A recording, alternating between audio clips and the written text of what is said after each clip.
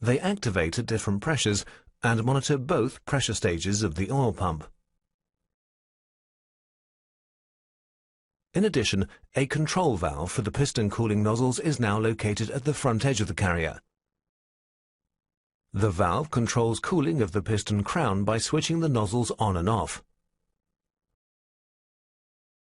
You can also identify the new engine by its oil pan.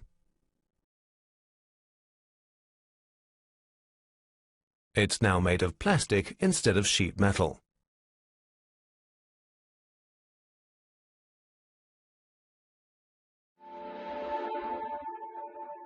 The vibration damper is connected to the sprocket wheel for the timing chain and the crankshaft via a securing bolt.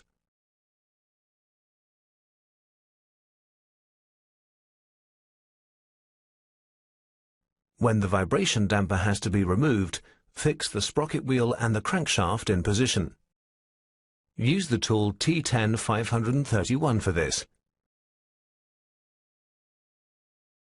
It's made up of several parts: the holder,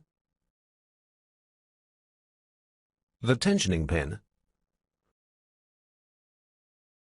the turning tool, and the flange nut. Use this tool for older vehicles as well. T10-531 replaces the former T10-368 tool.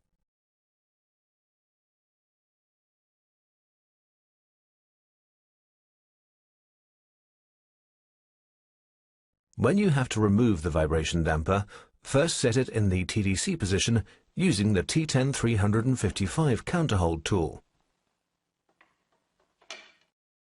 Match the notch on the vibration damper with the arrow mark on the timing chain cover.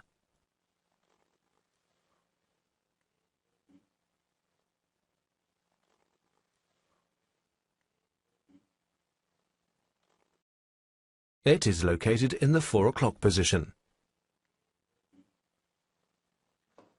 Now loosen the screw by at most half a turn.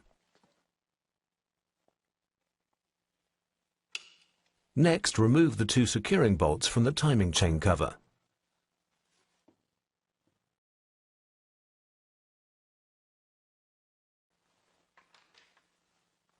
These bolts must not be used again when reinstalling the vibration damper. They have to be replaced. Now use the new T10-531 tool. First, apply the tool holder at the vibration damper. Tighten the knurled screws hand tight. Now completely unscrew the bolt for the vibration damper.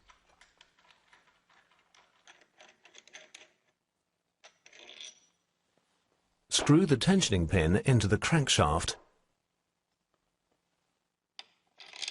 and tighten it hand tight with a 12mm open-end wrench. Now screw the tensioning bolt hand tight.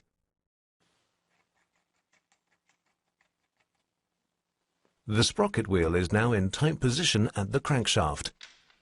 Remove the vibration damper by unscrewing both knurled screws.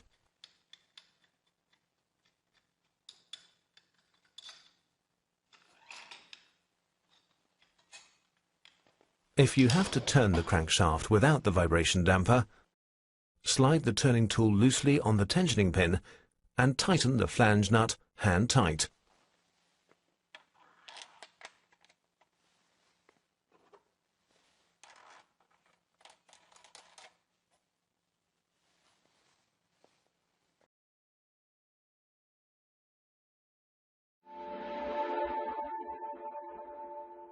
In the 2-litre TSI engine, pencil ignition coils are installed.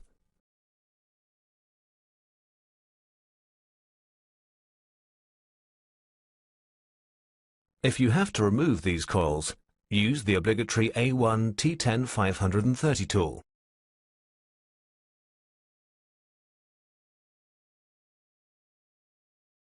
First, unscrew the securing bolt on the ignition coil. Insert the T10-530 tool into the hole and tighten it with the clamping nut. Now you can pull out the ignition coil. Move the ignition coil straight and slightly support it with your hand. This way you prevent the ignition coil from getting damaged while pulling it out.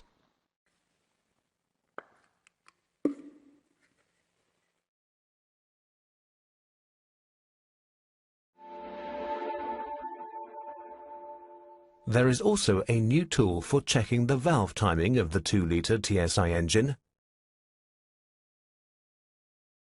The VAS 6341 dial gauge with the T10 170A adapter. When you want to check the valve timing, first turn the crankshaft at the vibration damper in the direction of engine rotation using the SW24 socket bit. Turn it until both marks are almost at the top.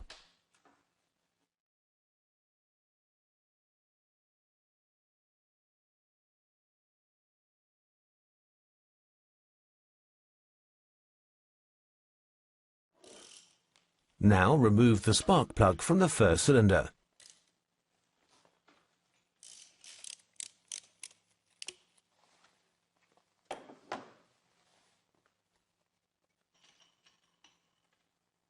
Screw the adapter for the dial gauge hand tight in the spark plug thread.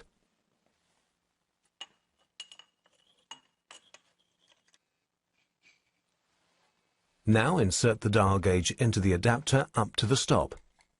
Tighten the dial gauge with the clamping nut. Next, turn the crankshaft slowly in the direction of engine rotation.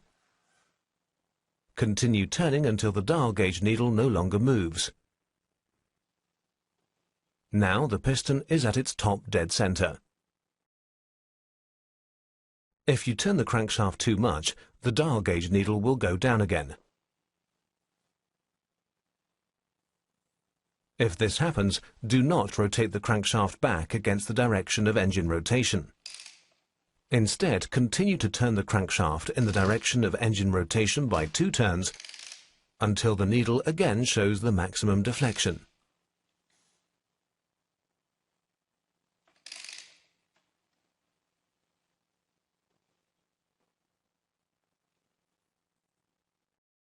Now the arrow mark in the lower part of the timing chain cover points to the notch of the vibration damper.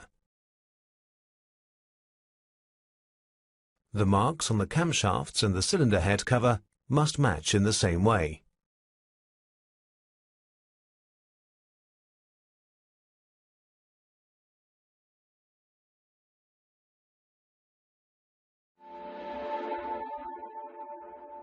The 2-litre TSI engine comes with a newly developed cylinder head. Important new features are the camshaft adjustment and the variable valve timing for the exhaust camshaft. Using the valve lift changeover, it's possible for the valves to open and close via 2 different cam profiles.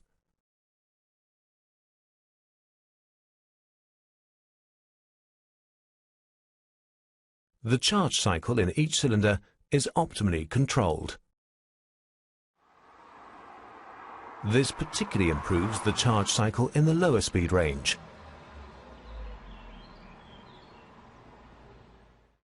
The variable valve timing then switches to the smaller exhaust cam profile. The valves lift and lower now with a smaller valve lift. If more power is requested at a higher speed, the full valve lift will still be required. It is again switched over to the larger exhaust cam profile.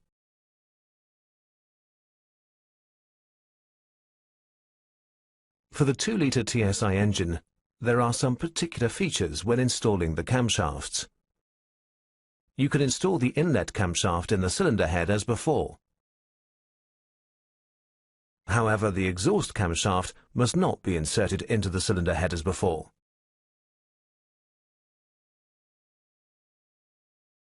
When being mounted, the cylinder head cover would press on the cam units. The cam elements themselves and the cover would then be damaged. You have to install the exhaust camshaft in the cylinder head cover and move it to its basic setting there. To manage this, the cam units are moved in such a way that they run on the small cam.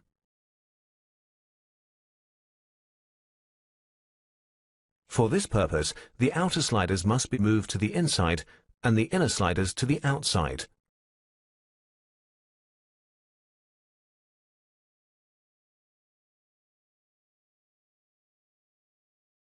Therefore, mount the cylinder head cover only when the exhaust camshaft is installed.